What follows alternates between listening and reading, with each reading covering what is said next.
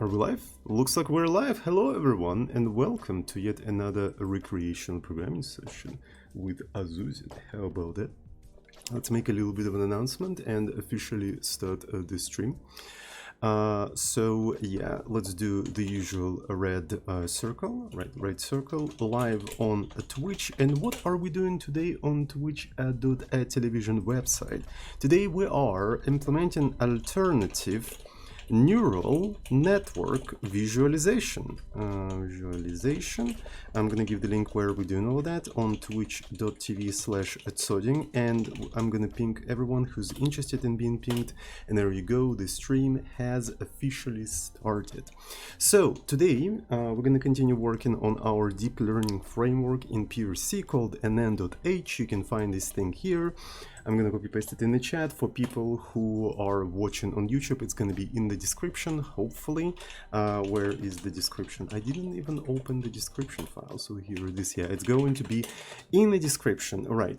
So, and let's take a look at what we have so far. We have a couple of demos you can run, right, that are implemented with this deep learning framework. And part of the framework that we have in there is actually some sort of like a UI system, right, that allows you to sort of like throw some widgets together just to visualize different aspects of the state of your model, right, and stuff like that. So one of the models that we have is image-to-NN, where you have to provide two images. So we have some like subset of MNIST database. We can provide two numbers in here. Right, just a second, I want to be able to see this kind of stuff. So training 8, and this is the second one. And if you run it like this is basically what you have. This is a simple neural network that is trained to behave like, well, I mean, like two images in here. So I'm supposed to actually use 6 in here instead. There we go. So now we have two separate images, right? So this is the images that it's supposed to behave as, and this is its current behavior, right? As soon as we start training, as you can see, it starts to like slowly converge towards behaving like these two images. And then what you can do is basically, you know, interpolate between these two images. So we do that with neural networks, right? And so in the middle, you can see the actual visualization of the neural network that we use for that specific thing. Right, that's like literally the entirety of the state of the neural network that we use for that. It's not really a state, but it's specifically visualization of the weights and biases of the neurons for this entire thing. And as you can notice, it's fucking useless actually, right? So essentially purple means a negative value and green means a positive value, right? And gray obviously means something like in between, it's 0, right? So basically like this bias is that, right? And because this is a fully connected neural network, each neuron is connected to every neuron to the next layer, it becomes a huge mess. Like, what the hell is this? Like, how am I supposed to even see anything useful in here? It was okay when we had like very small models, right? For example, Zor, right? So this is a very small, simple model, and you can clearly see how things are going on in here, right? And it's like, yeah, it's useful, right? So these are the inputs, this is like a hidden layer, this is the outputs, here are the positive connections, here are the negative connections, and so on and so forth. It makes sense. But as soon as you have something more complicated, it's just like, what the hell is that? And the more complicated it becomes, the more useless it becomes, actually, right? So if we go to image-to-NN, right, and we add more layers in here, right? So let's actually make it a deep, dark neural network, right? And that will require recompilation of this entire stuff, right? So it becomes deeper, and like you can't really see anything useful in there. And that's a huge problem that I've been ignoring for quite some time, because at least this entire thing serves as a pretty picture to show on the stream. And showing pretty pictures on the stream is very important because that's why we are programming, aren't we? Like, we're not programming to just see some numbers on the screen. We want to see some things moving around because it feels like magic. That's literally the reason we all are programming. To make, you know, to make our computers do fart noises and whistles and stuff like that. We feel like magicians and stuff like that. So that's why it's very important to have something cool on the screen. Right, but here's an interesting thing. This visualization this visualization is not that useless. On one of the previous streams, when I was exploring my mistake that I made during the explanation of backpropagation, I noticed that this kind of visualization is useful to demonstrate underutilization of some parts of the neural network, right? So as you can see, when I'm not using the traditional backpropagation approach, you can instantly see that this part of the neural network is underutilized, and this part of the neural network is overutilized, right? So, and that's kind of a problem, right? So that's kind of a problem, and you can instantly see that on the visualization, right? So that means these kind of visualizations are useful, right? So, and I was actually thinking, can I make it, you know, not as much of a mess, but still retain its usefulness when it comes to just instantly seeing what parts of the neural network are overutilized or underutilized and stuff like that. And I think I came up with a pretty interesting idea. So let's actually take a look at a very simple example, right? Let's take a look at a very simple example, and I'm gonna call it simple. I don't know, right? So I just want to start like over, right? And here is a simple application in here, right? So here is the simple application, and if I try to print something like hello, Siemens, right? And then let's just build this entire thing. So this one is going to be Clang, simple.c, and then I'm going to run this entire thing. And there you go. It says hello Siemens. So let's plug in our neural network framework, right? So it's going to be nn.h, right? And we also have to define nn implementation, right? nn implementation.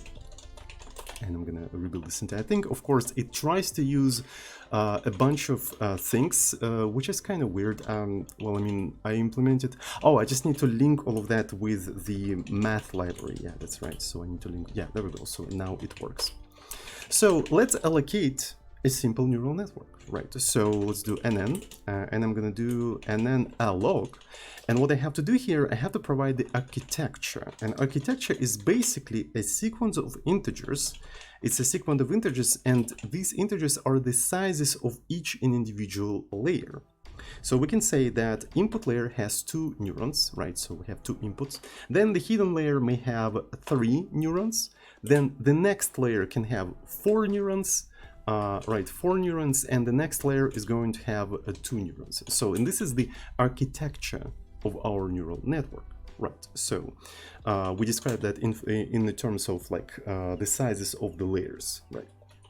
So we feed that architecture into nn alloc, and also we have to provide how many numbers we have in here. So we have to do array length to get the length of that specific array, and that thing should allocate that neural network for us, right? So, and we can also print this entire thing, right? And there we go. If we try to run this entire thing, so this is a neural network, and it consists of a sequence of matrices, right? So it consists of a sequence of matrices, which are actually pairs of matrices. So the first matrix is the weights of the first layer, right? All of the weights of the first layer. And this one is all of the biases of the first layer. And this is basically all of the weights of the second layer, and so on and so forth. So all of that is zero initialized, obviously, right? All of that is zero initialized. We can actually randomize this entire thing to make it a little bit prettier, right? Let's actually fill it with values from -1 to 1, and all of that thing is going to be, you know, randomized and so on and so forth, right? So it looks a little bit better. It looks a little bit interesting.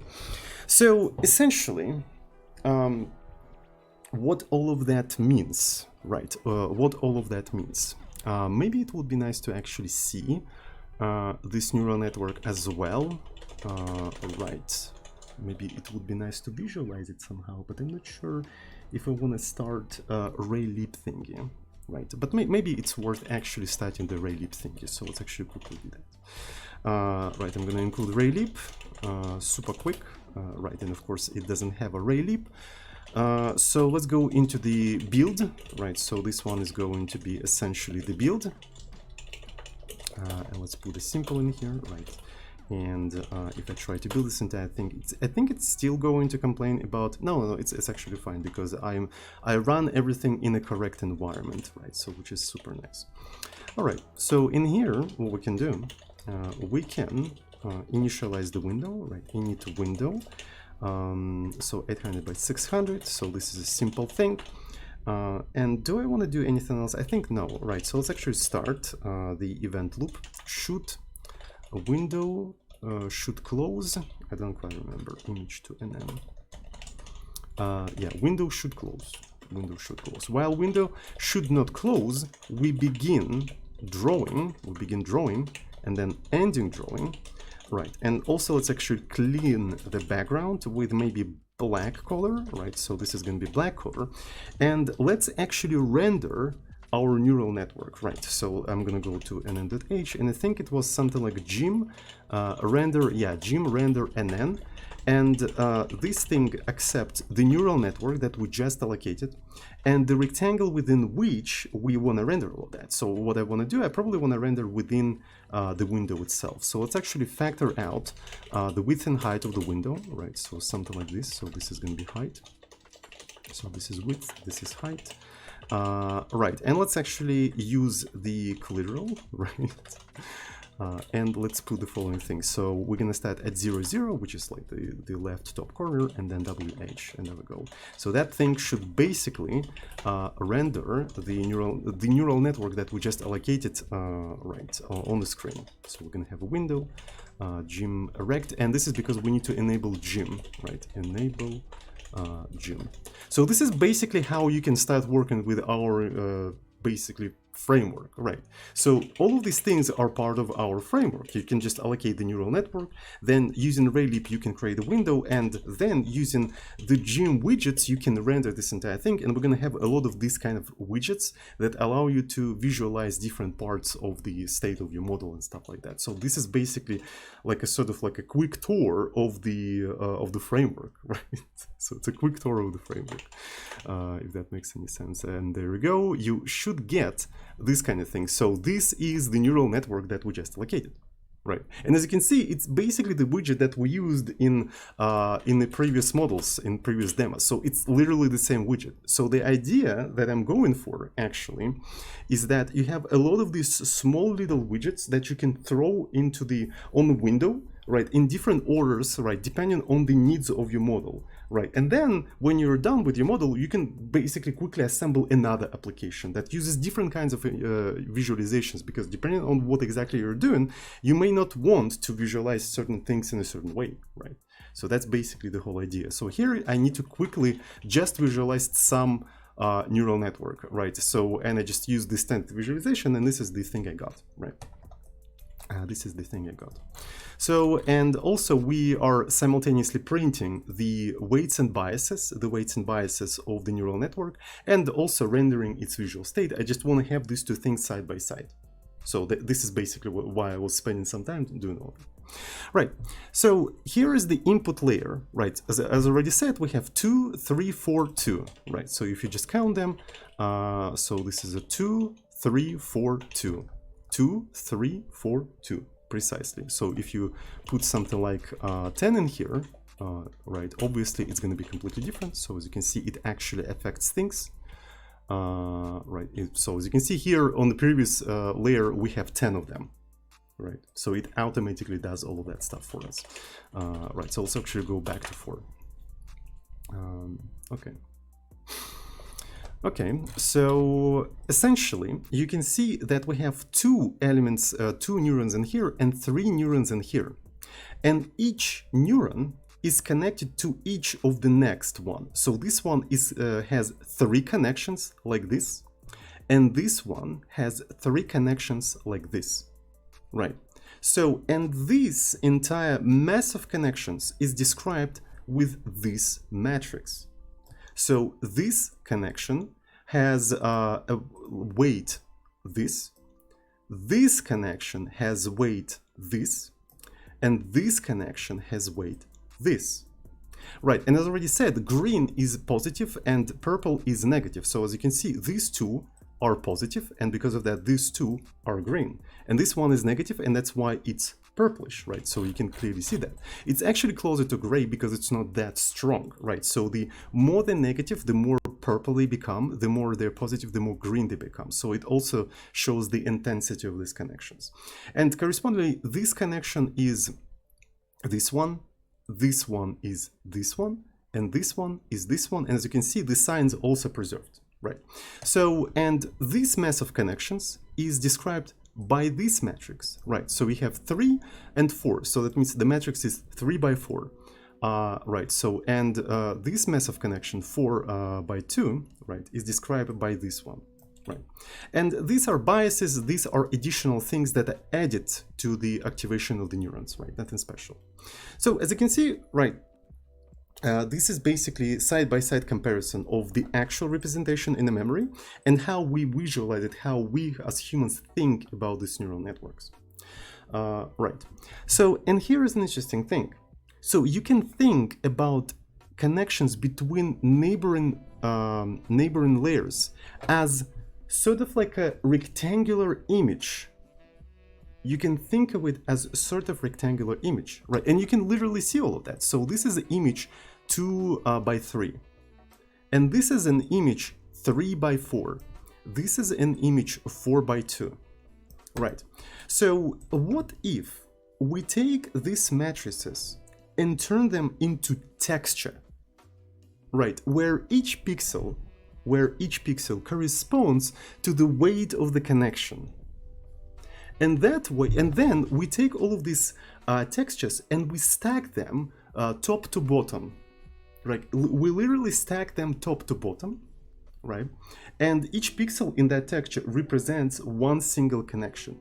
And as the neural network learns, each pixel is gonna basically highlight either green, purple, they're gonna change and so on and so forth. And we're gonna literally see what parts are underutilized, what parts are overutilized and stuff like that. But we're not gonna have this mass that obscures each individual connection. We actually sort of taking all of this mass and we're rotating it facing forward, right? So at us, and each pixel is the connection, we actually see more, right? So we'll be able to actually see more connection in their values, and it's going to be actually way better. I think this is hypothesis. I never implemented visualization like that, but this is my hypothesis, right? And it's going to be very valuable when your neural network is going to become something like this, right? So, right, if you have something like this, each sort of like interconnection matrix is going to be like very valuable. Like, how are you supposed to read that shit?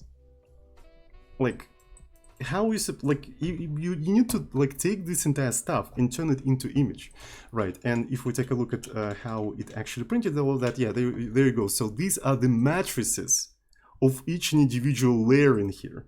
These are literally the matrices. They're begging to be turned into a texture and displayed as a texture, right? So, and that's what I want you to do today, right? So I'm not going to remove the current visualization because I think the current visualization is very useful, again, when you have very small models like XOR. In XOR, it's actually extremely valuable. It is extremely valuable because like you can literally see that. But as it becomes more and more complicated, like we have adder in here, and here in adder, I'm sorry, you've seen a secret terminal that you're not supposed to see. Right, so it's already kind of complicated, right? So it's already kind of complicated. So this is basically a table that contains numbers 0, 1, 2, 3, 4, 5, and basically this is the sum of these numbers on the intersection of row and column, and it just like verifies that the adder works correctly, right? So the adder works correctly.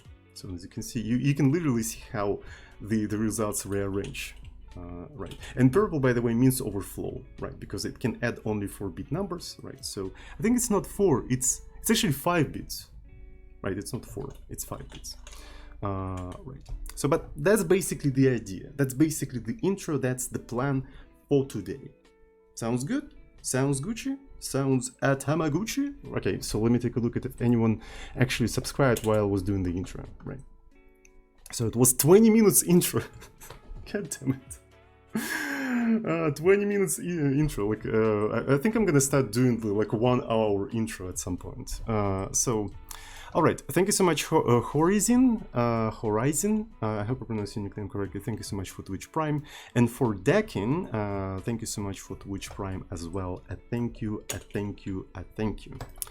Okay, so let's go. So let's actually go back to our original smaller neural network. All right, so and I'm gonna try to rebuild this entire thing.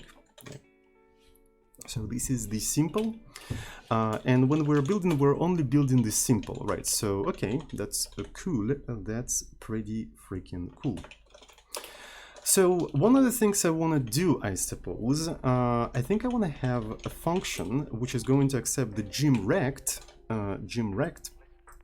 and it's going to render the neural network within this entire thing.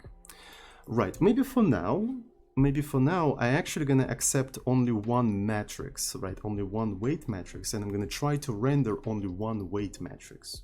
I think that sounds like an interesting idea, right? So gym render weights. Gym render weights, we're going to accept the slot within which we're rendering this entire stuff. And we're going to accept the matrix, a single matrix, and we're going to try to render all of that stuff within that matrix and see how all of that goes. Right, so this is going to be render, this is going to be M. And you know what's interesting is that I can now use our layouting system that we implemented on the previous stream to actually display the previous visualization of neural network and new visualization side by side, without compromising anything, right? So, and it should be super easy. So essentially one of the things I did off screen, right? So on the previous stream, you had to create gym layout stack, right? And it was using like dynamic allocation and stuff like that, and you would have to pass it every time you push something into that stack. What I did, I noticed that you're probably never gonna have more than one layout stack in your entire application. So what I did in the framework, I just created a global static layout stack called default gym layout stack. And I created a bunch of macros like layout begin, layout end, which basically push layouts to that default thing. So you never have to like create your own thing. You just do the following thing. You just say, okay, gym layout begin, right? Gym layout begin, and I'm gonna basically allocate layout on the entirety of the screen in here, right? So then I have to provide the orientation, right? So gym layout orientation, and let's say the orientation is going to be horizontal, right? So this is that. Then the rectangle. Then I have to decide like how many elements I'm going to have there. I'm going to have 2 of them, and let's not put any gaps in here, right? So, and when I'm rendering the neural network, I'm going to be taking layout slot out of the current layout, and I'm going to render this thing there, right? And here I'm going to do layout end. There we go. And then here I'm gonna do render weights, right? Gym render weights. So, and in here I have to provide the gym layout slot, right? So this is the slot and the matrix, a single matrix. So we're not gonna render the whole thing, only the current matrix. Excuse me. So, and essentially what we can do, we can just take one of the matrices in here. In fact, yeah, so basically the first weights matrix. Just the first weights matrix. Right, and let's try to recompile this entire thing and see how it's gonna go. So it complains about some stuff. So WH, too many arguments provided. What? This is a very useless. Too many arguments provided to function. Oh, okay, I see. I see. So the count is supposed to be this one. I think I fucked up the arguments. So orientation, rectangle, count, and gap. Right, so I'm confused. This is probably... Okay, I think I know what the hell is going on. That's kind of dumb. If that's the reason, that's kind of sad. This is because I actually wrap the arguments with parentheses. Maybe this is something that I should not do, but I do that just in case. But since you can't really pass commas in here, yeah, so I think wrapping that in parentheses is not particularly great idea. So I was just doing that just in case, just to be safe, but apparently, yeah, you can't really pass easily a comma into a macro anyway, because comma is used as a separation of arguments for the macro. So you're not gonna just pass extra stuff in here. I think that makes sense, actually. I think that makes sense. Int parameter, right, so this one goes like this, right? C macro, by the way. C macro. Okay, so as you can see, it actually allocated a little bit of space on the right, right? It allocated a little bit of space on the right, and to demonstrate that we can actually use that space, I can do something like draw a rectangle, right? Rectangle, so R, X, R, Y, R, W, R, H, and this is red, right? So, and we try to run this entire thing. So yeah, as you can see, we basically have two sides in here, right? So we have two sides in here. That's pretty boggers. Okay, that's pretty cool. So how are we going to be rendering it? So what I'm thinking is that we can just basically split the whole rectangle into like cells, and the resolution of the cells is going to be the size of the matrix, and just like render them with the rectangles. So that's the first approximation that we want to go with, right? And because of that, I'm going to just do simply like size t, right? So, and we're going to be iterating rows, right? So this is going to be basically rows. Right, for size to j, 0 j calls plus j, and I'm going to take a matrix at ij, right? And this is the value that I have to visualize. Right, so the value, we need to transform that value into a caller, right? So, and how do we do that? If I remember correctly, in the original visualization, right, so gem render nn, right, so if we take a look at gem render nn, so we have two callers, like a low caller and high caller. So I think we can basically copy paste this entire thing, right? And how do we do all of that? How do we do all of that? I suppose. So we basically blend them together, right? We blend them together. So the low color. But where is the alpha? I don't see the alpha actually. Oh, okay. So we set. All right. I see. So this is the value of the matrix. We shove it into a sigmoid, right? So, and the sigmoid is actually very interesting because it's a function from 0 to 1, right? And the more negative you function, the closer it is to 0, and the more positive it is, the more it's closer to 1. So it maps the range from -infinity to +infinity to the small range from 0 to 1, and this is what we're using here. So here we basically transform it to 0, 1, and we use that thing for the alpha, right? For the alpha, and we simply blend the colors according to that specific alpha. So that's a very dumb way to do that, but that's how we do that. I'm not sure if it's a good way to do that either, right? So right, so let me quickly do that. So this is more of a alpha, right? So, and essentially we probably want to do that in here, right? So we probably want to do that in here, and I'm going to shove it like that. So this is the alpha. So then we set that specific alpha to the high caller, right? So we set it to high caller, and then essentially we just blend together two callers, low and high caller, and we get the color of the thing. So what we have to do now, we have to just render the rectangle. Right, we have to just render the rectangle. So let's go ahead and do that. Right, so we need to do draw rect. So, but the position of the rectangle is going to very much depend on I and j. So, and to do that properly, we need to know the width and height of the cells of I and j. Right, so that's what we need to do. So essentially, what we need to do, we need to take the width of the rectangle within which we're trying to fit this entire stuff, and we need to divide it by the columns of the matrix, and we get the cell width, right? So we can even do something like float cell width, there we go, and the cell height is going to be correspondingly h divided by rows. There we go. So h divided by rows. So and in here, what we can do, right? So I is actually y, and j is actually x, because rows, right? So rows go like that, so that means it is y.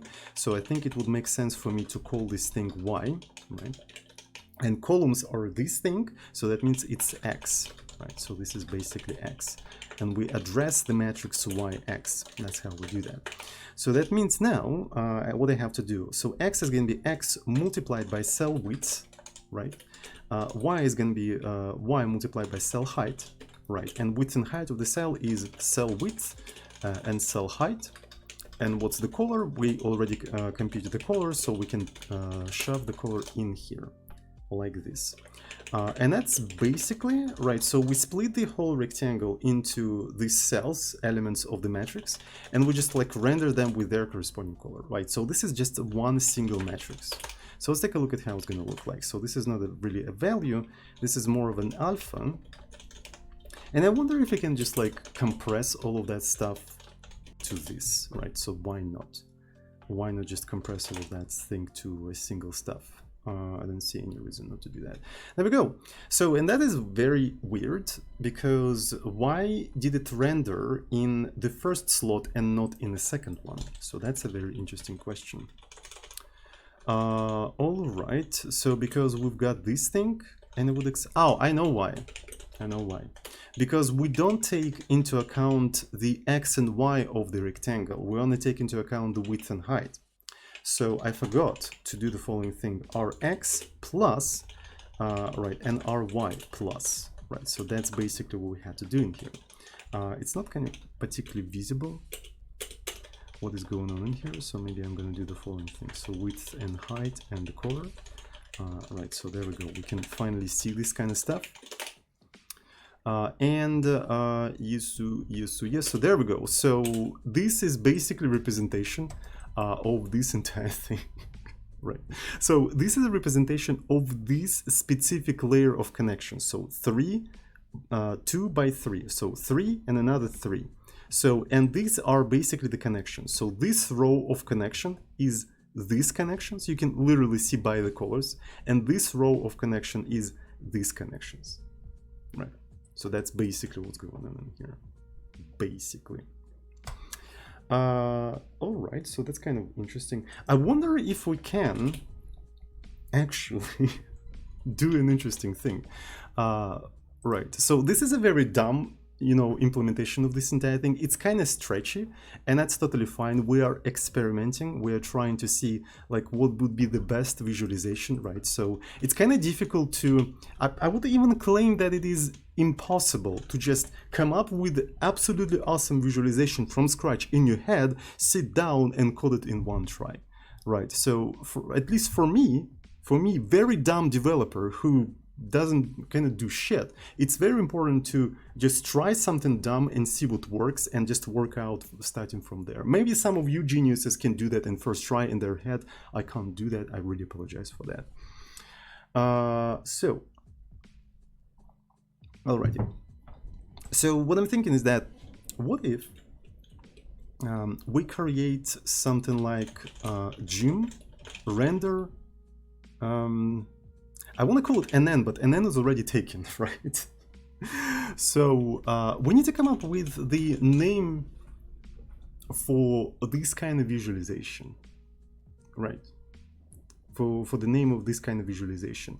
So it's sort of like you have these layers that you stack on top, right? Maybe it's a cake. Maybe it's a cake visualization. We can do something like. All right, gym render NN as cake. I think that's a good name for this entire thing. So we're gonna accept the rectangle within which we're rendering all that, and we're gonna accept the neural network, right? So we rendering the neural network as a cake, right? So, and what's interesting is that since I want to just stack those things on top, I can just use the layouting system. Who said I can't do that? Why? I can do something like gym. Render actually layout begin, right? This is the layout begin, and what I have to, we're gonna be stacking them on top. That means it's gonna be a vertical thing, right? So we're gonna use vert as the slot. We're gonna use the R that we've provided in here, and how many elements we're gonna have in here? Basically, as many as we have like weights. Right, and how many we have weights? I think we have just NN count, but I don't quite remember. Right. Okay, so count is the amount of weights, right? So the amount of VS and BS matrices, right? So this is basically what it is. So that's basically how many things we're gonna have in here, and then I'm gonna do gym layout and essentially what we're gonna do, we're gonna iterate right, all of the rows, size ti,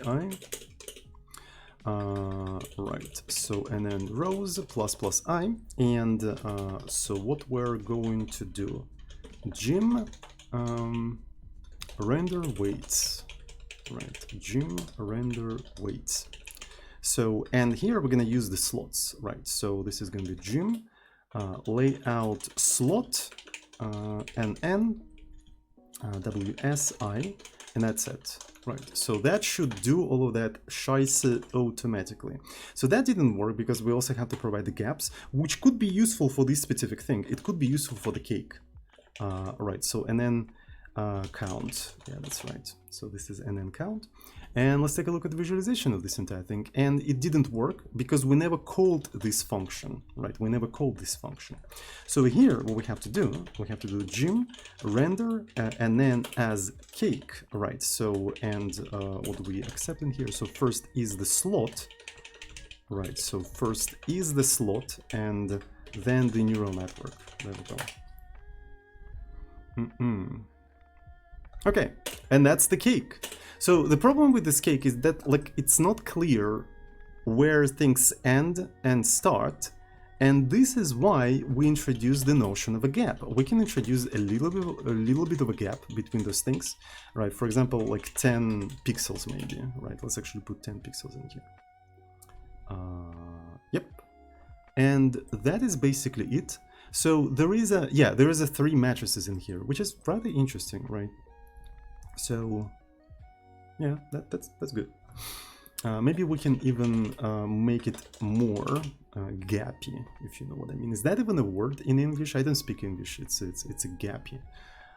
That's pretty cool, right? Isn't it? So there is a little bit of a gap in here within a single layer of the cake. And we had a similar problem when we were developing a layout, and this is because of how we round the elements, right? So this is because how we round the elements. So to fix this problem, we have to do seal, right? So we're gonna do a seal, and so this is a so I think doing a seal is actually valuable in here, right? So now they're not gonna have these sort of like gaps that are not supposed to be there. Yep, there we go. So this is this 3-layer cake. 3-layer cake. So this is for the first sort of layer, this is for this layer, and this is for this layer. So this is like a first approximation of how we can visualize all of that. Of course, it would be kind of cool if they were proportional to their actual size. Because for instance, here you have 3 columns. This is 3 columns, but here you have 4 of them, right? So, and I suppose the upper one has to be smaller than the bottom one. That would make sense, right? And yeah, this one has even like 2 columns. This one should be even smaller than this one. So all of that is kind of disproportional, but it works. It kind of works, right? And we can add more layers in here. What if one of the layers was like 10, right? So, and I think it would be visible on the visualization, right? So yeah, so that resulted in this thing having 10 columns, right? And what if we have a lot of layers, like deep neural network like this, right? We'll be able to see anything at all. There we go. So here, this is unreadable mess, but this one already kind of makes sense, right? So yeah, so this one can be actually read somehow, right? So, and each pixel, right? So each pixel is basically one single connection that you're incapable of even seeing in here, right? So it would be kind of cool to so of course this is not a final visualization, this is a rough approximation, right? I would like to actually work a little bit more on this entire thing, and as already said, just adjust different sizes, make them different sizes so it's instantly visible which layer is bigger, which layer is smaller, because it's quite important. It's important to see this sort of architecture, right? But I already want to see, already want to battle test it and see how it highlights and dims up as you training this entire thing, right? So to do that, I think I want to move this entire stuff inside of the framework, right? We're going to move it inside of the framework, and we're going to modify one of the existing demos to actually use this visualization instead of the previous one, right? So let me see. Okay, cool. I'm going to go to nn.h, right? So and then I think it was something like gym render, and then yeah, there we go. So this is basically where we're gonna have all of these things, and we're slowly just like moving all of that stuff in there. So I would like to maybe call this entire thing something like cake layer. Is that a good name? Right, so weights cake layer, right? So render and then as cake, and you render a single cake layer. I don't know. Maybe it should be actually called something something differently, right? So render matte, because we're accepting metrics in here, and like render matte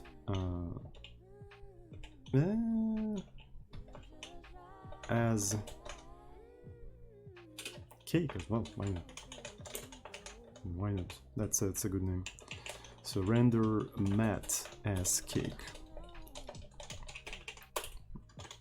So, and let's move that stuff into the declarations, right? So here we're gonna have declaration, and somewhere down below where we have implementation, we're gonna move the implementation, right? So here is the entire implementation. It moves here, right?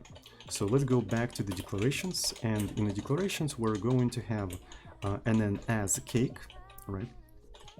And in the implementations down there, we're gonna copy paste that entire implementation. All right, so it's inside of the framework. So I'm gonna try to rebuild simple, right? So I'm gonna be rebuilding simple, and it seems to be working, right? So that's pretty cool. So let's go to Zor, right? So let's take a look at the Zor example. So here we have the layout, right? So here we have a plot, and here we render the neural network, right? So one of the things we can do now, we can start another layout, so which is going to be vertical this time, right? So this is the vertical.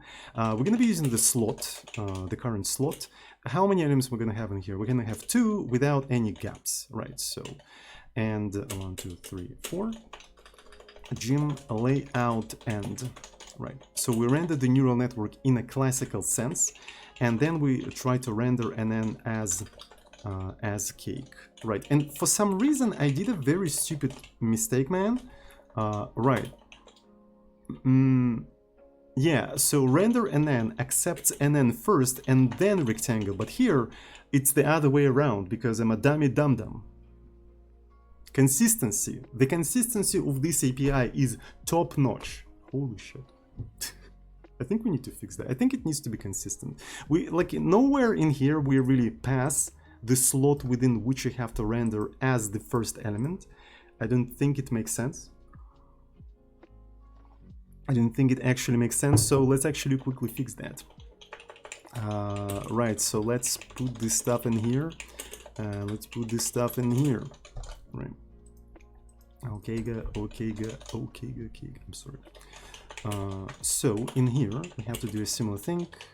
Though I could have just like let the compiler do the work, right? Because we're not programming in a toy scripting language with dynamic system, where you can't modify shit without unit tests.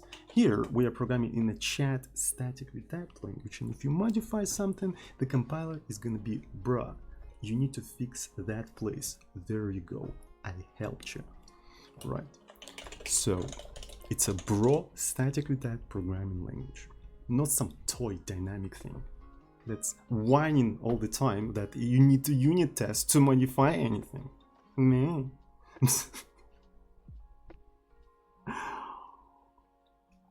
There are some useful things with dynamic languages as well. I'm just joking, of course. I'm just joking. Of course. Kappa. So let us actually go through the compilation errors. So what do we have in here? So it complains about, yeah, so now we have to modify all of these places, right? So in the places where we actually call all of that stuff. So, and also we have to modify that in here, right? Do we have to modify anything else? Okay, that's pretty poggers. Okay, so let's go here, and I'm gonna be working only with Zor. Let's try to compile Zor. So it's taking some time to come. Yeah, there we go. Doesn't it look cool? That looks cool. This is like shit. Holy fuck. But I mean, we're gonna fix that. So right now, what I want to see is how those things highlight. It's not bad. There we go. So when we can literally see, I would like to actually. Yeah, so there is an obvious problem in here, is that when they become the same color, it's kind of difficult to see that these things are separate cells, right? Let's try to fix that. And we have a tool for that in our layouting system. We implemented gaps, right? We implemented gaps, especially when we're rendering this entire thing as a cake, right? So, oh, this one is interesting. We're not using layouting system for the matrix as a cake. What if we do? That's interesting. Like, why am I implementing a layouting system in here when I already have it implemented? You know what I mean? Like, why I just like re-implemented the thing that I implemented in the previous stream? What the hell is wrong with me, bruh? Okay, so okay, let's go ahead and try to do that. I don't know. So we can do so the vertical thing, right? So we're doing the vertical thing. So it's gonna be Jim layout begin, and I keep forgetting the order of this argument. God damn it. So, and this is gonna be the vertical one. So this is the vertical one, and then we provide the rectangle. Then we provide in the count, but this has to be the amount of rows, right? So this is the amount of rows, and a gap, let's say gap, right? So, and then we're gonna customize this entire thing. Let's say 10 for now, but maybe then later we're gonna modify that. And we won't need this shit. We just won't need this shit anymore because the layouting system is supposed to do all of that for us. Right, so Jim layout and yo. And in here, we're gonna do another one. But this time a horizontal one, right? And here we're gonna have columns also with the same gap, and in here we're gonna do this kind of thing. There we go. So, and essentially what we're doing in here, we're drawing a rectangle, right? But we have to draw the rectangle within the slot. So that means we need to do something like Jim rect slot, Jim layout slot. All right, so slot X, slot Y, slot W, slot H, and then the color. There we go. Cool. So that way we don't really have to do any math, any layouting math, and we get the gaps automatically, hopefully. Right. So, and that makes sense. Does it make sense? It doesn't make sense. Why there's only two? So this is supposed to be 4x4. I think I did a fucky wacky and potentially oopsie doopsie. So let's try to look at that one more time. So something went horribly wrong, and I don't really know what exactly. So we're supposed to have two of them, right? So this is 2x2. This is straight up 2x2, but it doesn't look like 2x2, right? Okay, so so I'm iterating all of the rows. I set the rows, so then the columns. So, and as a cake in here, that is weird. That is weird.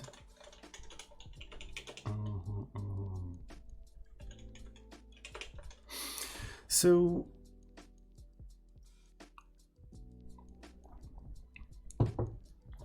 maybe, oh, I see what the fuck is going on here.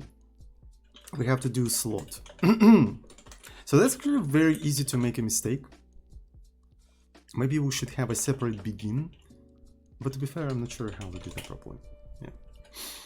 Fucky wucky, oopsie doopsie, ooh. Yeah, now that makes sense, right? So that's actually very cool. Okay, so we can see those things, right?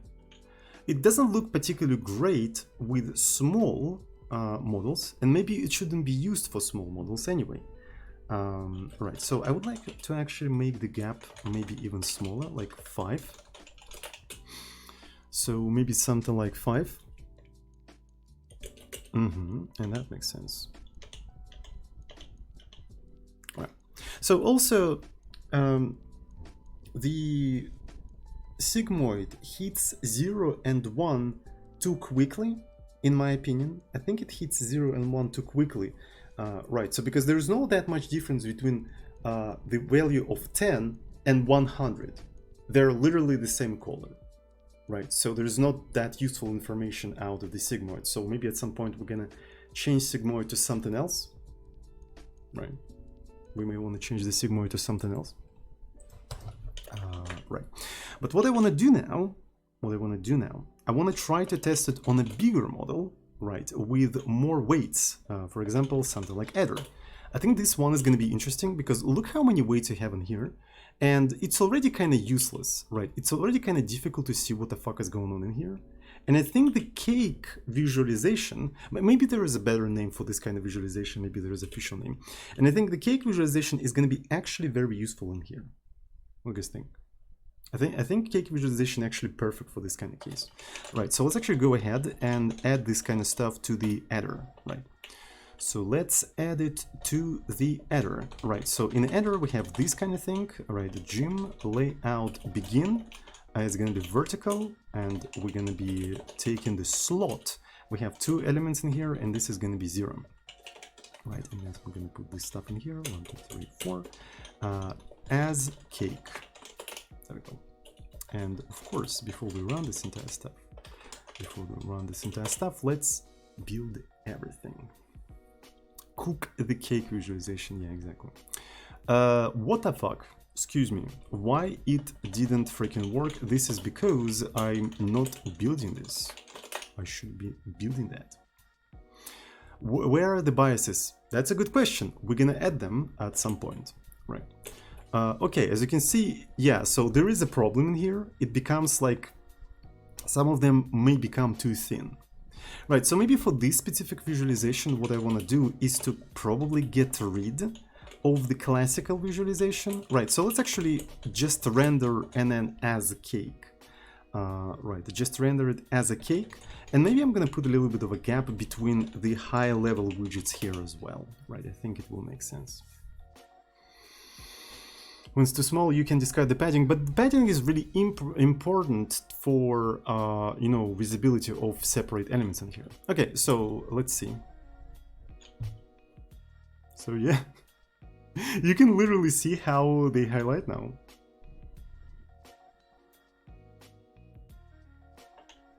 It's actually really cool.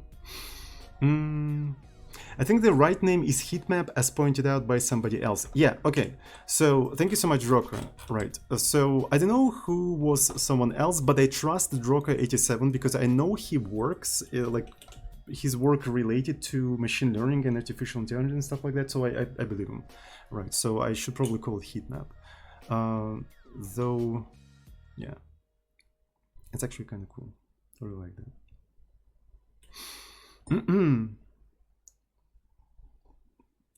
So the bitrate is actually fucky wacky, right? So the bitrate is too fuckish.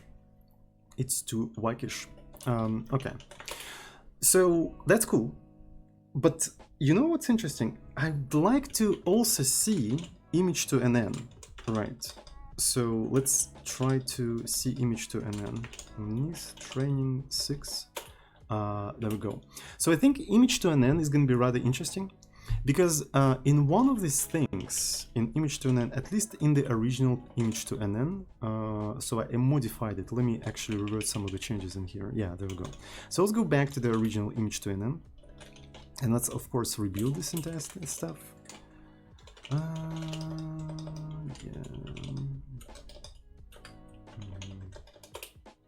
There we go. It didn't, yeah, so, sorry, just a second, it's gonna rebuild, everything's fine, okay. So, you see, we have these things, which are basically squares, something like 11 by 11, right? So they are squares 11 by 11, according to the architecture, yeah. So this is like a 2 squares 11 by 11, which makes me think, if we visualize it with a heat map, we'll be able to see the actual shapes of 8 and 6 within that heat map. What if what this neural network does, it literally imprints the images in its weights? Would that happen? I'm actually really curious, right? So, and if it will imprint those images, that means it just basically memorized those images, I think, right? I'm not a specialist on that, but I kind of expect to see an imprint of this, like, you know, numbers in here. I think that's going to be interesting, right? We'll see. So let's give it a try. Right, let's give it a try. What we're going to do.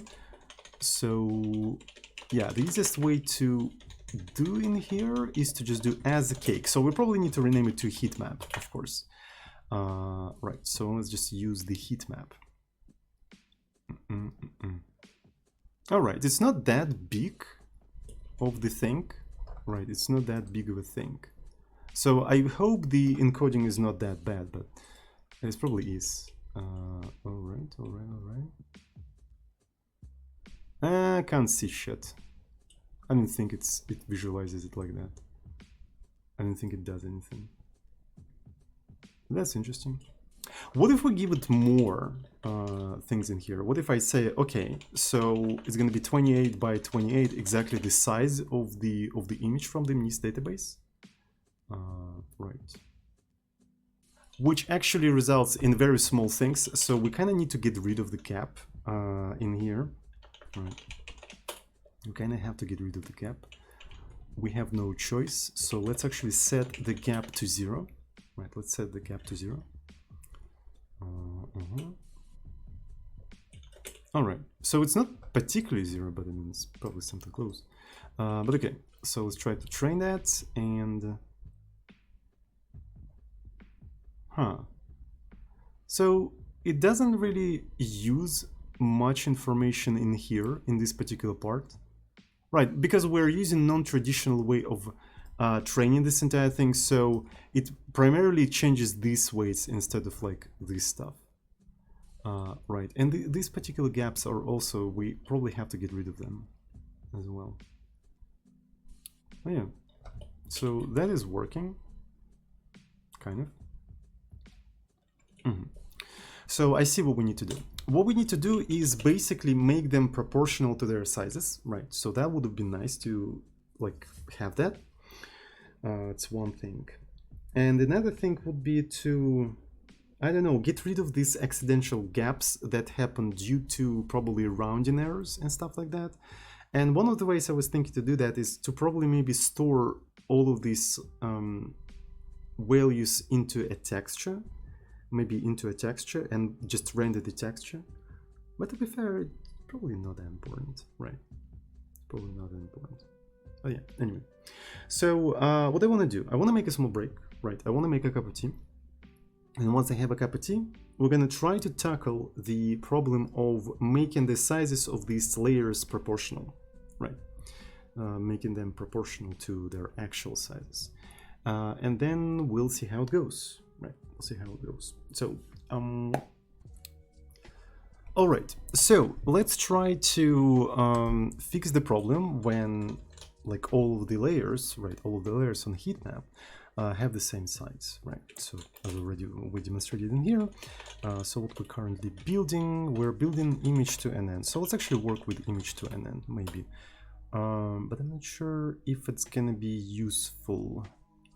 Right, so here is the problem that we have is that these different layers have to have different sizes, but they have the same size because this is how our layouting system works.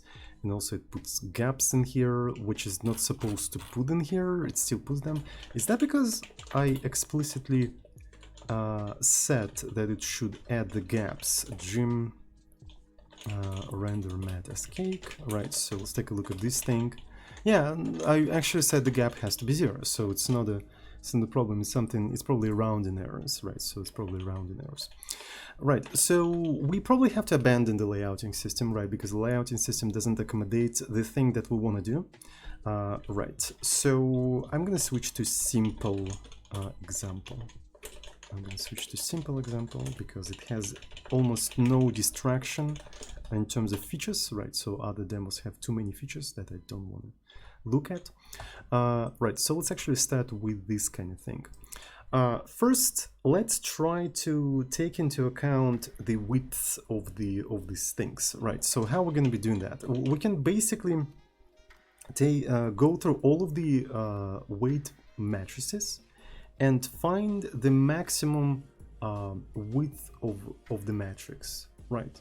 And essentially we can say the matrix with the biggest width will take the whole width of the rectangle within which we're rendering. So that means that the rest of the matrices should have a smaller width, right? So we should have a smaller width. And that's actually kind of easy to do, I think. Right, so let me open my pane.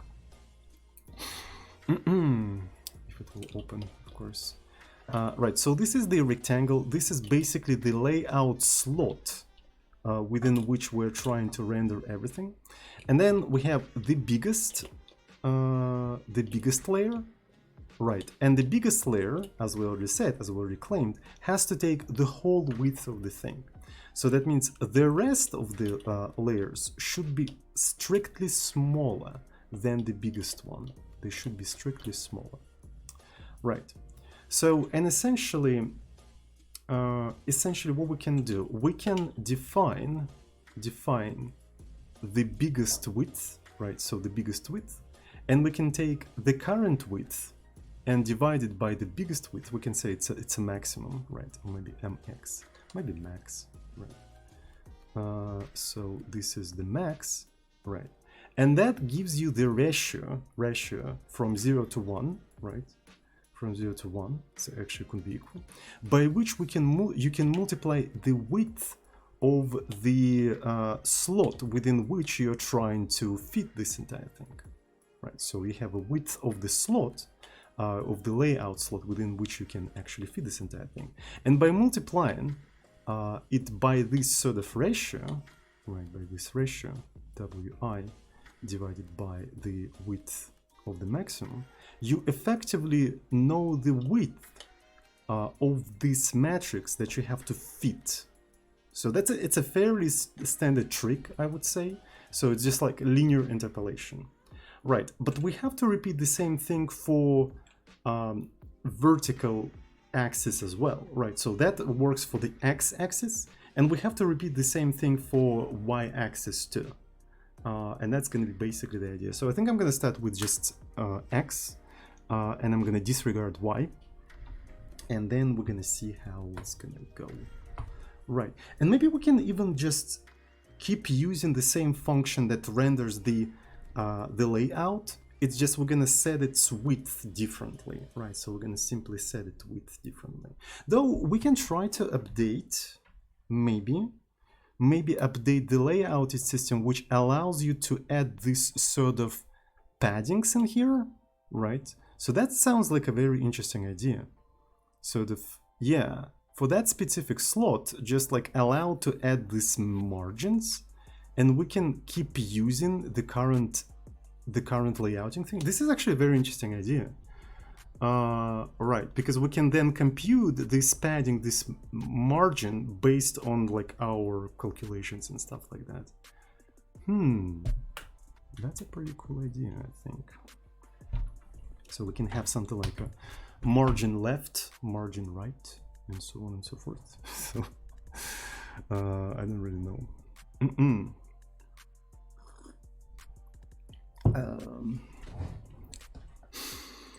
Margin left and margin right.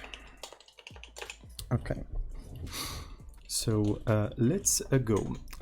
So cake. So as already established, it's not really about the cakes, right? It is not about the cakes, it's a heat map, right? So maybe I'm gonna do a query replace. I'm gonna replace cake with heat map, right? So render mat as a heat map and then as a heat map, right? So this is a heat map stuff. So, and let's go through all of the examples and recompile all of them and just like fix the compilation errors accordingly. So this is the heat map. Anything else? Right, it is building. Does it stop after each of those things? Yeah, it does in fact stop after each of those things. All right.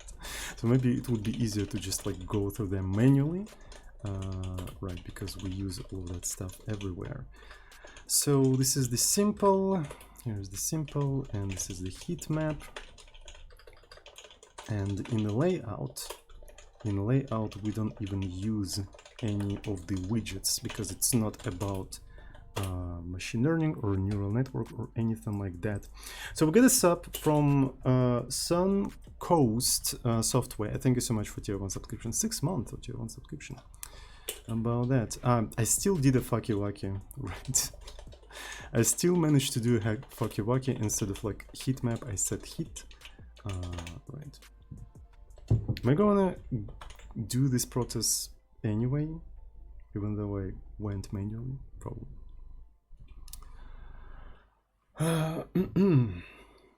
Okay.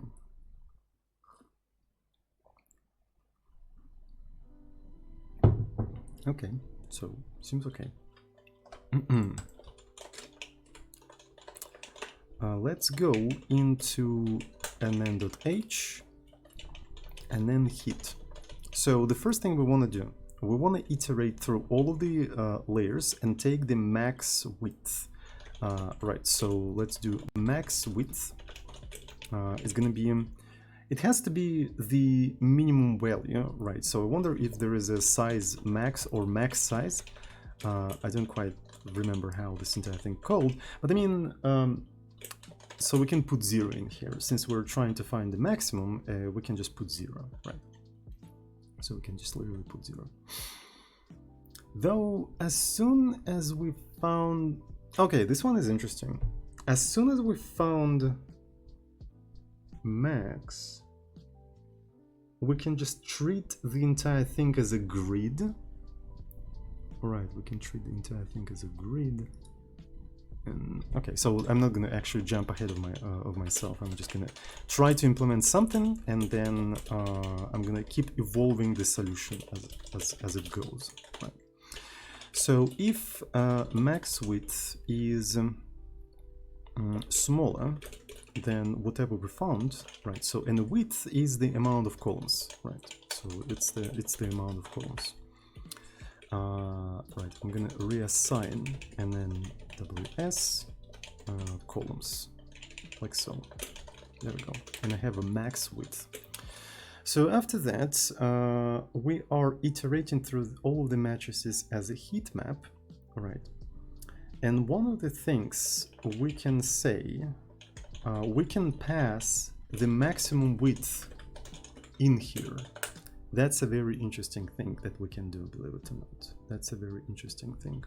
We can literally pass that stuff into this function, and this function is going to decide like how much space is it going to take. Right, so let's do max width. So we're just basically passing that information into each layer, right? So because here the layers are rendered independently, so they don't really know anything about each other. And through that parameter, we can make them communicate with each other, so they know relative to what size they have to actually be rendered. Right, I think that makes a lot of sense. So that's already kind of useful, actually, believe it or not, because what we can do, right? How do we organize the width and height in here? Alright, for now, we can abandon this specific layouting system. We can try to implement our own layouting without any gaps or anything like that. Right, and what's going to be the slot? In terms of x, that slot is going to be essentially x multiplied by cell width, right? So the usual stuff that we had before, right? Then cell height, right? So this is going to be cell height, then cell width and cell height, of course. Cell height, and of course it has to be offset by the left top corner of the gem rectangle, right? By the left top corner of the gem rectangle, like this. So there we go. That's pretty cool.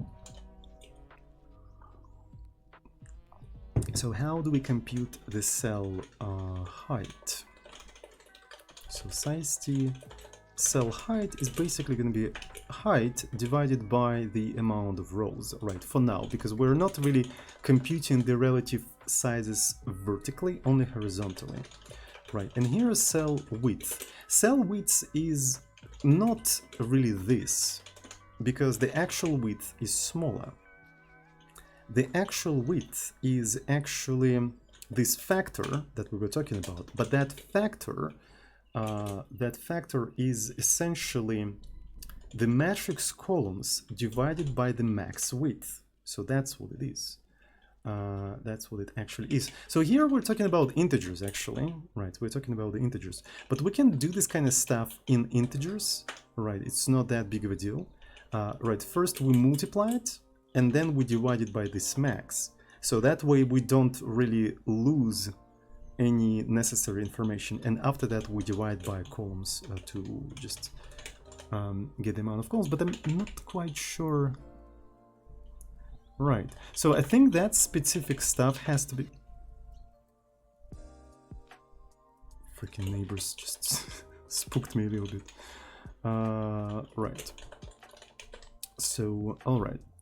So I suppose that has to be floats, right? So here we have that, we multiply, it's going to be float. So I assume that multiplication and division, they go from left to right because they have the same precedence, so I don't have to worry about this kind of stuff. All right. So, all right. Though, interestingly... So there are different ways we can do that, so I think for now, we can just like go with that. So, all right, let's do the simple thingy. All right, let's do the simple thingy. So I should have probably also simultaneously run this stuff. We got this up. I didn't notice that. I'm really sorry. Amayaru, you can already see that it kind of worked. Right. So just a second.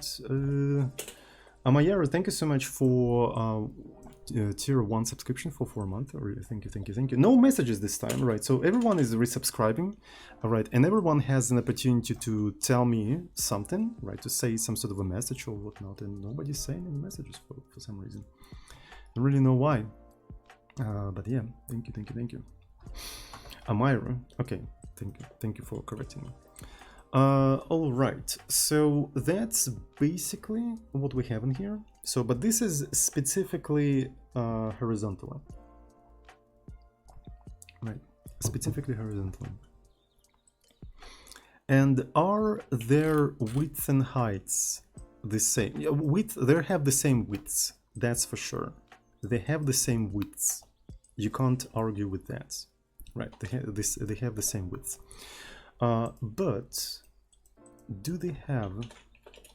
we now have to do something with heights here as well. We have to do something with heights. So I also wanted to align this stuff, if you know what I mean, right? Somehow align this entire thing. To actually align the things, I need to know their full width, right? I need to know their full width, which makes it very interesting. So, right, so the full width is essentially cell width multiplied by m cols, right? So it's multiplied by m cols.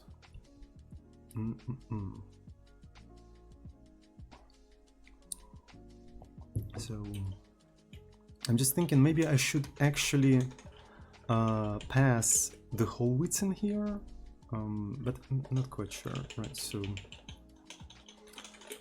full width, so this is a full width, and essentially if you replace, right, if you replace this thing like so, you have two things that cancel out in here, right? So these two things cancel out.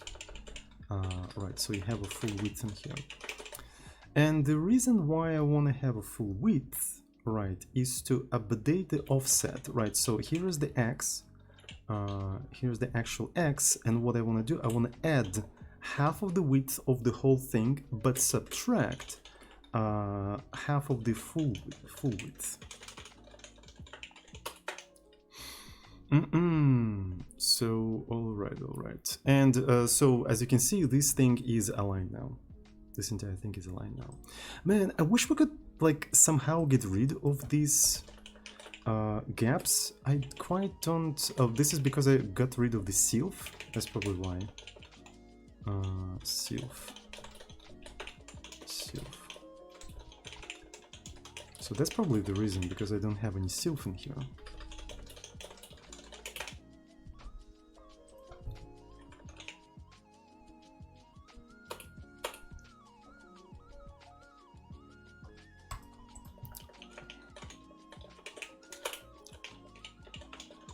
Okay, so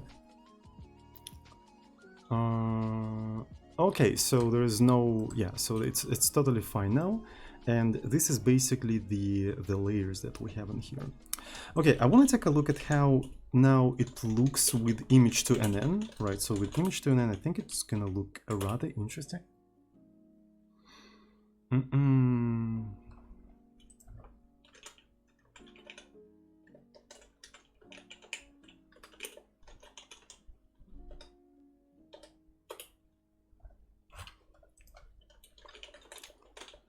All right.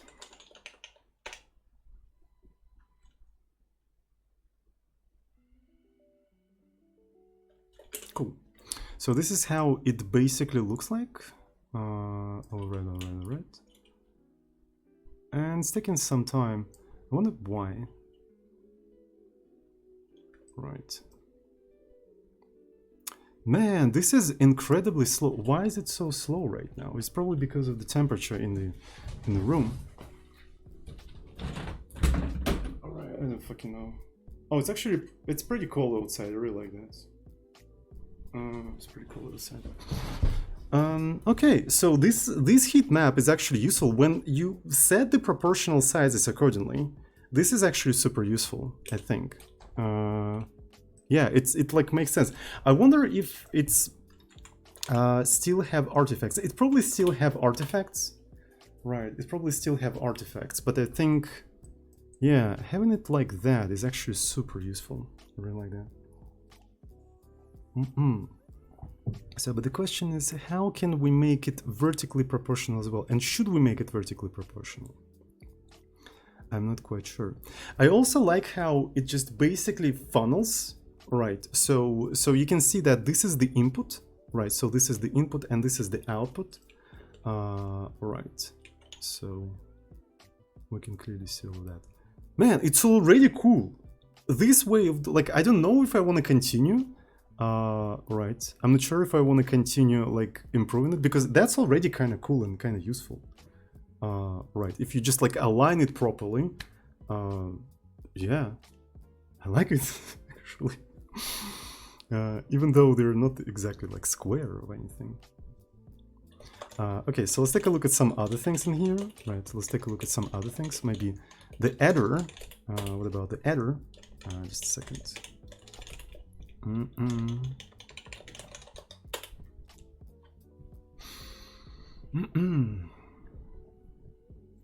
All right, so that's the adder. Looks awesome, actually. Yeah, I really like that. What the fuck? Ah, that's so cool. Man, I love it. Alright, the heat map is... yeah. Heat map rules. The fuck?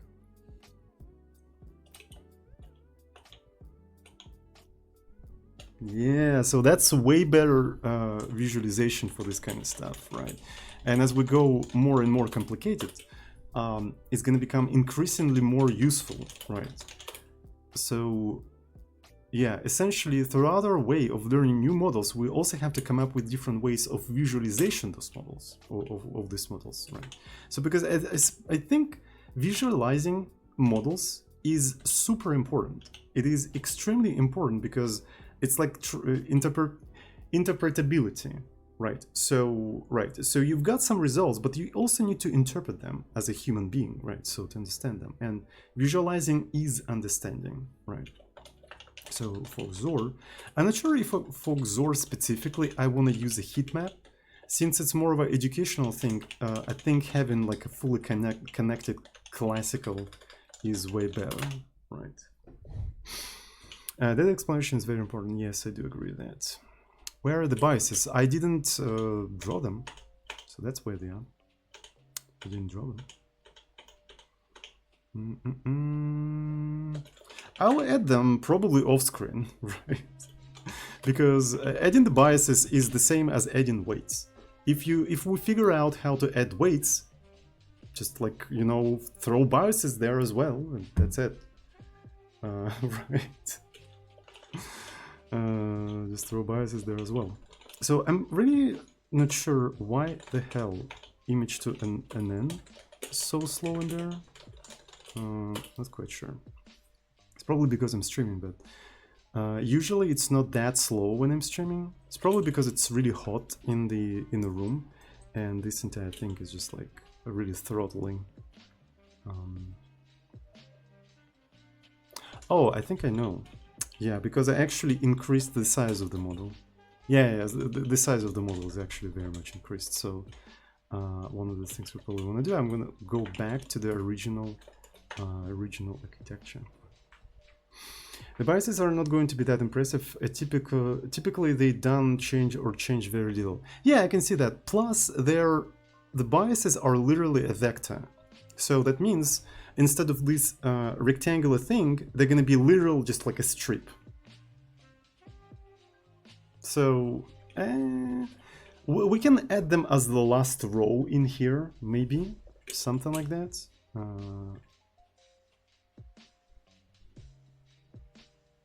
Actually, I want to enable a traditional way of learning for this thing. So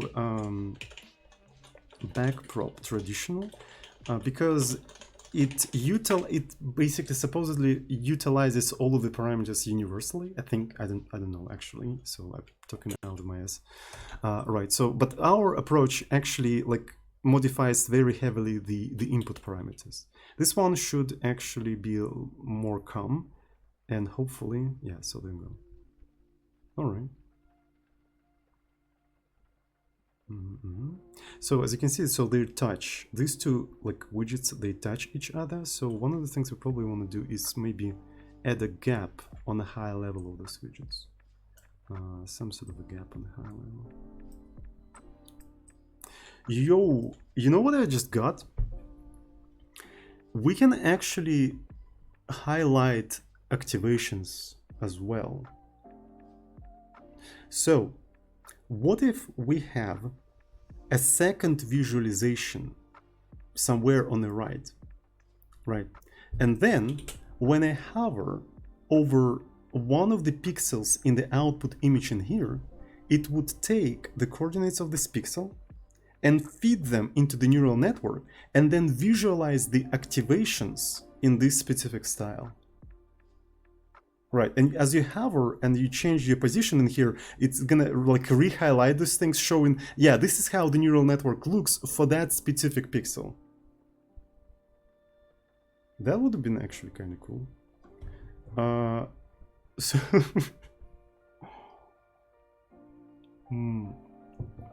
but that's I'm not sure. So the activations are going to be, so if we're going to be showing activations are just rows. Right. So activations are just rows. So yeah, this one could be interesting. So essentially we can even try to do that right now.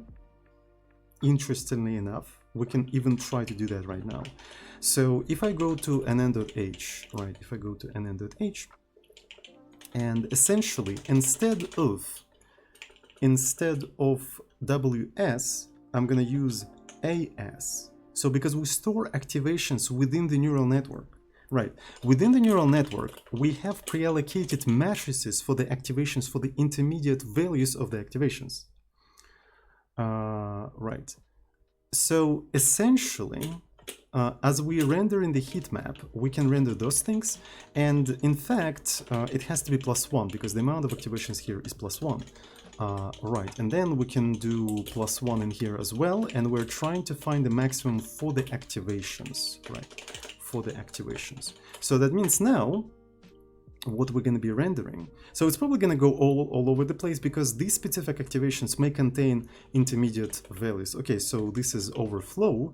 And yeah, this is precisely the reason why I implemented that overflow system. Right, I added +1 in here.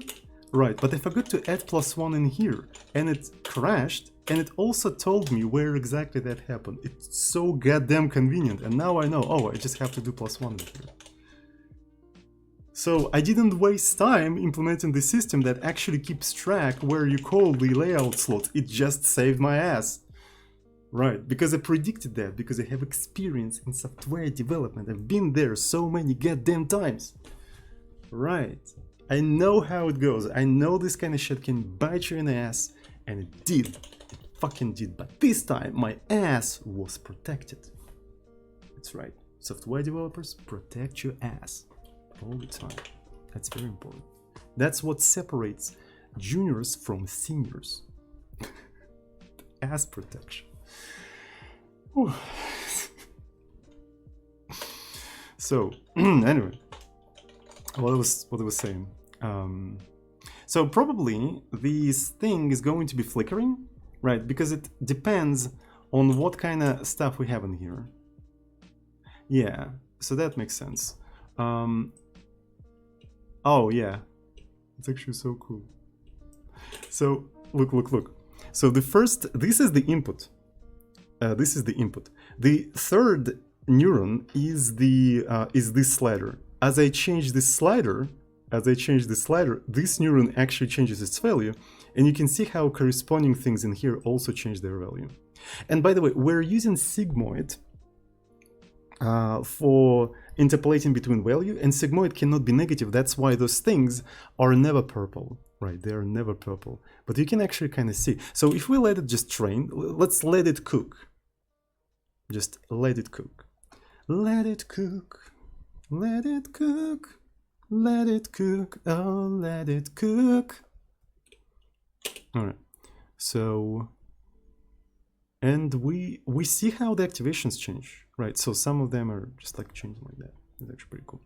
So if we change the activation function that we use, they may become negative, right? So let's actually say nn act, no not act. It's gonna be act relu. So we're gonna be using the relu. So this thing may make the activations negative. Right. Yeah, it may, because it's a leaky relu, so it still has a little bit of a negative side, theoretically at least.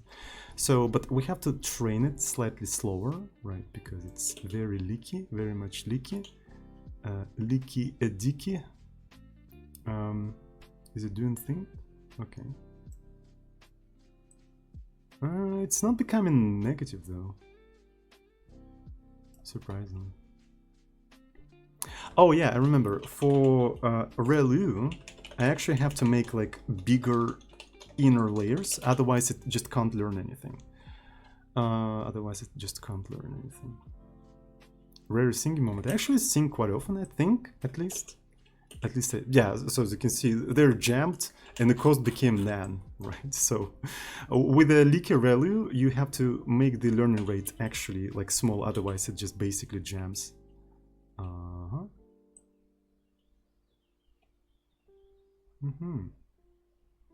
Okay, let's let it cook for a little bit. And it's kind of interesting how it does all that. Oh yeah. So far, we are capable of modifying only this neuron, right? But we want to be able to, I want to be able to modify the X and Y. And the X and Y could be basically when we hover over this thing. So that will require modifying something in here. Right, and I wonder how can we even do that? That's kind of cool. All right, so let me see. Image to NN. So we're rendering the preview textures 3, right? So we have 3 preview textures, right? We have 3 preview textures. Just a second. So this is preview texture 1. This is preview texture 1. This is preview texture 2, and this is preview texture 3. The third one is basically a combo between the first one and second one. That's what they are. So that means what we have to do in a render texture in slot. Right. So within this specific function, we have to take the mouse position and see if the mouse position is within the texture, and then grab the coordinate of that thing on that texture and feed it into the final thing. So here's where we render the heat map, and this is maybe where we have to do all of that stuff, right? So this is probably where we have to do all of that stuff. So we have to do like an extra forwarding for the neural network. So an extra forwarding. But we may not know the place for the texture slot before in here. So we may not actually know that. That's a very interesting thing. So maybe this entire stuff is going to be lagging 1 frame, right? So essentially we can have a global variable for like gym_rect. So preview 3 slot, right? So initially it's just 0, 0, whatever. And what we can do, we can say preview 3 slot, right? So, and since we know preview 3 slot, so we already have a preview slot that we use. Oh, that's actually very interesting. We already do kind of similar trick to place the slider, but that's besides the point. Anyway, so we have a preview 3 slot, but it's lagging by 1 frame, but we don't really care. I think that's totally fine. Right, so in here what we have to do, we have to get the mouse position, right? So we get the mouse position, vector 2, right? So this is the mouse position, right? Let's call it mouse. So that's the mouse. So, and we have a preview slot, but preview slot doesn't really tell us exactly the boundary of that texture, because within that function. All right, I'm gonna scrap this entire idea. There should be a better idea to do all that. Maybe it should be up to this thing to actually return that information for us. How can we even do all that? We can try to return vector 2, which is basically the coordinates within the texture when you hover over textures, something like that. Right, because at the end of the day, right, we have the position, we have the scale, we can kind of figure that out, and what we can return in here, we can return the coordinates, right? We can return the coordinates. So this is the left top corner. This is not the mouse position, it's a left top corner. And essentially we can grab the mouse position, right? The mouse position, get mouse position in here. Get mouse position. So now I need to construct the rectangle of this entire thing. Right, I need to construct the rectangle of this entire thing. So we have a position. Right, and the width is basically okay. So rectangle, hitbox. We can call it hitbox. So x and y is basically position x and position y, right? So this is x and y, and width is texture width multiplied by the scale, and then texture height multiplied by the scale as well. So that's basically what we have in here. Then we're rendering this entire thing. So that's basically it. And then we can simply return whether we're inside or not. So mouse position, maybe mouse position is not that important in here. Maybe it's important somewhere here. All right, so that's basically what we can have. All right, so raylib. So let me see here. Raylib include. So there was something about collision. Collision. So let me see. Check. So collision rectangle point rec. So that's what we want to do. So this is the point rec. So this is the mouse position, the hitbox. If we are within the hitbox, what we want to do, we want to return something. Though we don't really have to do that. What we can do, we can just take mouse position X and divide it by the hitbox. Right, so mouse minus position X.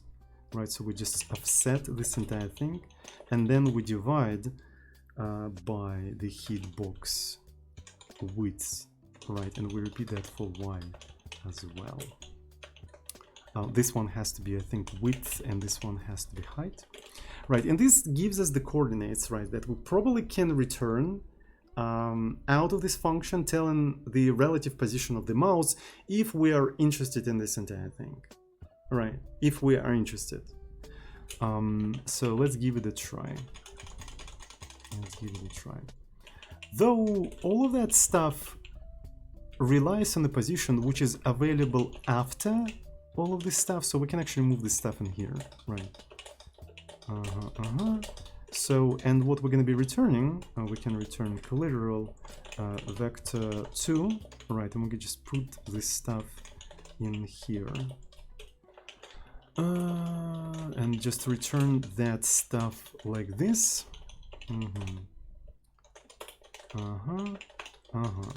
Right, and in here. Okay, so essentially when we render the texture, it also returns us the relative position within the mouse, and if it basically out of bounds, it's going to be either less than 0 or greater than 1, and that's how we can basically distinguish this entire stuff. So that's totally fine in my opinion. Right, that's totally fine. Where's the while? So this is a previous slot, whatever. And we need to have a position that keeps track of the position on the preview. We can say preview 3 position or something, maybe even mouse, right? So that's basically mouse. And every time we render preview 3, we say preview 3 mouse. So with a little bit of a lagging, for 1 frame, we have value from 0 to 1, that tells us the position of this entire stuff. So that's kind of cool. So when we're rendering the heat map, what we need to do, we need to take this preview 3 X, and we need to kind of clamp it between 0 and 1. So if it is less than 0, we're gonna set it to 0. If it's greater than 1, we're gonna set it to 1, and we're gonna repeat that for Y as well, which kind of hints me that maybe this stuff has to be part of that thing. It can't be easily part of that thing, because that means I have to save that. Right, so let's keep it like this. Okay, and in here, what I have to do, essentially, I have to set the inputs accordingly, right? So this is NN, the input of NN, matrix at the row 0 and the column 0. So here we're gonna set the preview X to that, and then preview 1, it's Y, and 2 is gonna be the scroll value, right? So how do we use the scroll value? So we literally set it to here. So this is the scroll. And then we do a single forwarding, just a single forwarding for that neural network. And only then we visualize the activations as a heat map. Right, so only then we do this kind of thing. So we don't have a scale we can define the scale outside of this condition. Right, we define it outside of this condition. Is it going to work? What else do we have in here? So this is not image 3, this is preview 3. What was that? Mouse. Right, so it's preview 3, mouse. There we go. So what else do we have in here? Preview 3. So let's put that slot in here. We're almost there. Okay, so I think it's gonna work.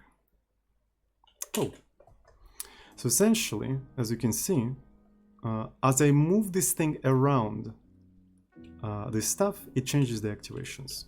So let me now restart this entire stuff. And that's the cool part, right? So if I'm on the white part, look at this activation. This is the output activation. This is the output activation. So if I'm on the black, it stays gray. If I'm on white, it becomes green. Can you see that? So basically, as I scroll through the pixels, it feeds the activation of these coordinates and this thing in here into the neural network and shows the activation. Okay, I can stop the learning. Right, I stop the learning, and as I go around, these are the activations. I'm sort of tickling the neural network. As you can see, I'm sort of tickling the neural network. Right, so that was this is what I was trying to do. Because the way we construct this image, our neural network has 3 inputs, X and Y, right, and the Z, sort of like the index of the image that we're trying to reconstruct. And essentially we go pixel by pixel and we feed X and Y's into the neural network, and the neural network spits out the brightness, and we just use that brightness for the pixel. And to see the activations as we feed different coordinates, I just feed the coordinates into the neural network, and this is how it activates depending on those things. Right, so these are the activations of the neuron. So that's what I was doing, essentially. Right, that's kind of interesting.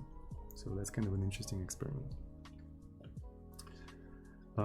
Yesu. Right, but this could be an alternative way of rendering this entire thing. I think we can think of it as an alternative way. Right, let me see if I go to nn.h. Right, so here we render nn as a heat map, right?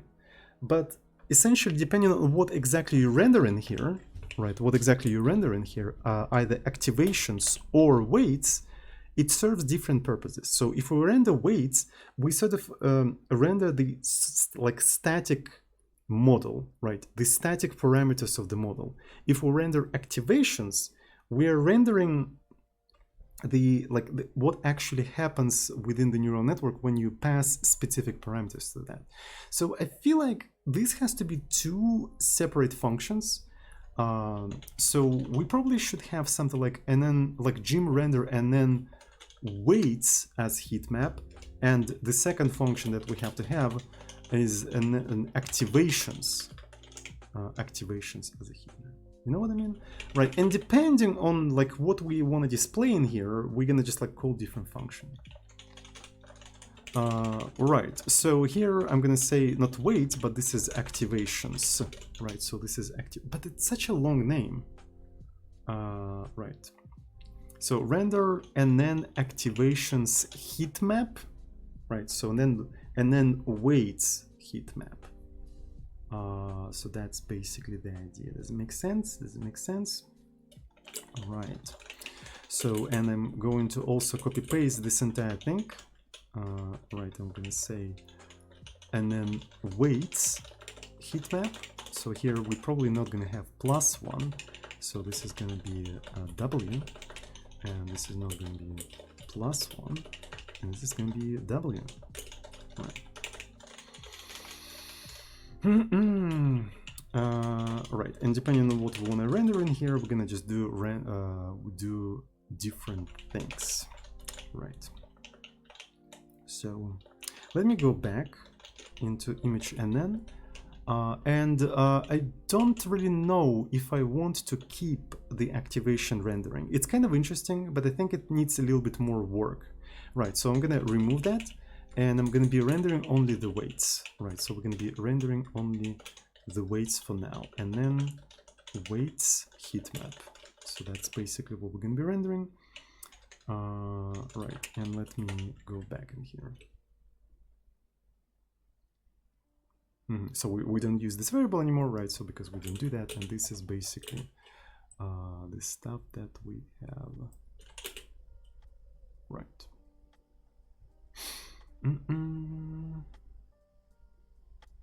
For some reason it takes some time to learn this, so we can make it a bit more crazy. Yeah, there we go. Please learn something.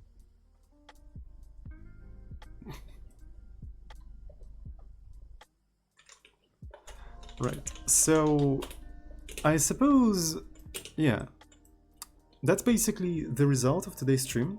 I think I'm going to work more on this visualization and make it more like pretty. Right, so maybe I'm gonna look into making the vertical stuff also proportional, right? Though making horizontal stuff proportional already kind of makes it look good enough, in my opinion. Right, and I think that's gonna be our go-to visualization in the future. What's interesting is that I plan to have like different layers of different types in the future. So this is a fully connected thing, but we may also have convolutional neural networks, right? And with the convolutional neural networks, we can display convolutional layers as just like a bunch of convolutions, and we can also see how they activate. Maybe we're going to also display activations of the convolutions and stuff like that.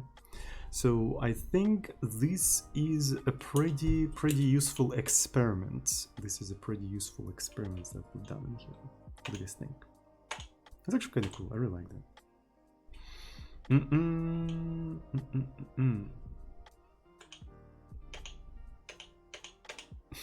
That's actually this specific example is actually really cool.